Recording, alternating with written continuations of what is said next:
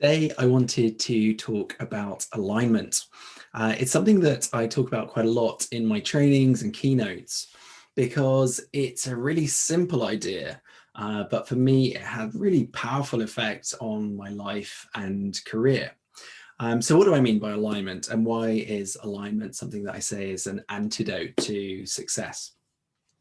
Or the new version of success. It's almost a different paradigm that we're talking about. If we're fashioning our lives around the paradigm of alignment, it's going to look very different than if we're fashioning our lives around the alignment of success.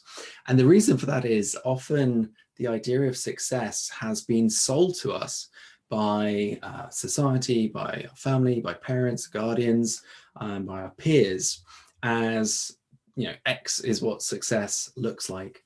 And it might be slightly subconscious. You might get other messaging from people that, you should be happy and joyful and all those good things. But there might also be a sort of bit of an underlying of, oh, but you've also got to have this type of job or this type of relationship or this type of house or this type of career or this type of ambition. And so as we go through our lives and careers, we might notice that actually some of the success that we're chasing feels like it's not ours, like it's almost something that we've inherited from elsewhere. And this is kind of my story. This is what happened to me. I found that I was successfully pursuing a career as a barrister, but I was quite misaligned between who I am and what I do. And so this idea of alignment is the idea that who you are, your state of being, is primary, and the expression of that into the world is then secondary. So the being is what we really need to work hard on to gain more self-knowledge about, to really understand ourselves well, to see what makes ourselves tick, to see what makes ourselves healthy and strong, happy, joyful, creative, abundant, all of those things. And over time, as a lawyer working in London as a barrister for 8 years, over that period, I was feeling more and more distant from my state of being, even a sense of kind of almost being fractured into two separate parts.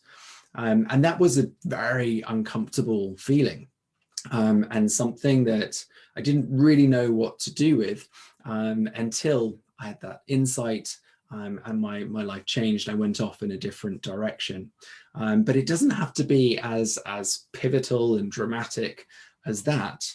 All it means is if we're starting to look at the paradigm of alignment instead of the paradigm of success, it means that whenever we're going to meet a fork in the road, that we're going to think, does this next decision take me closer or further away from who I am?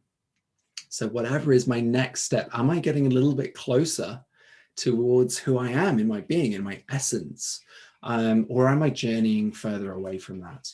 And if we live our lives pursuing alignment rather than success, the outcomes tend to be joy, creativity, abundance.